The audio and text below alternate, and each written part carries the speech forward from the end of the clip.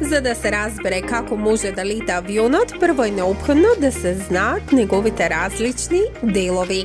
Главните делови се авионската рамка, електроенергетскиот систем и контролите и инструментите на летот. Авионот се состои од телото, крилата, опашката и опремата за слетување. Оклопот на авионот е телото на авионот. Тоа се состои од цврста рамка и покривка од алуминиум, магнезиум или обликувана пластика и фиберглас. Крилата на авионот имаат неколку подвижни делови. Клапите и летвите се делови со шарки што пилотот ги прилагодува за да ја зголеми големината на површината на крилата. Ова ја менува количината на сила направена од крилото. Ајлероните се делови со шарки што пилотот ги поместува за да го заврти авионот. Задниот дел на авионот се нарекува опашка. Хоризонталниот стабилизатор е дел од опашката која често изгледа како мало крило. Тоа го спречува авионот да се спушти или да се крени нагоре и надолу без контрола.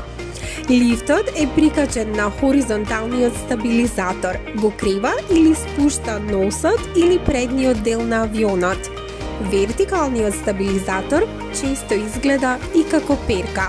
Тоа го спречува авионот да се прозева или да се ниша од страна на страна. Кормилото е поврзано со вертикалниот стабилизатор и го контролира движењето од една на друга страна. Опремата за слетување се состои од гуми и уреди за амортизација. Повеќето авиони имаат две главни тркала или пак додатни комплети тркала и уште едно тркало за поддршка на опашката. Некои авиони имаат тркала кои се преклопуваат кога авионот е во воздух. Енергетскиот систем на авионот вклучува еден или повеќе мотори, а понекогаш и пропелери.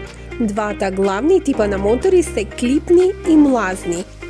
Движечки или клип мотор врти како пропелер. Вртењето на пропелерот обезбедува најголем дел од моќта за придвижување на авионот напред. Клипниот мотор обично се наоѓа на помали авиони.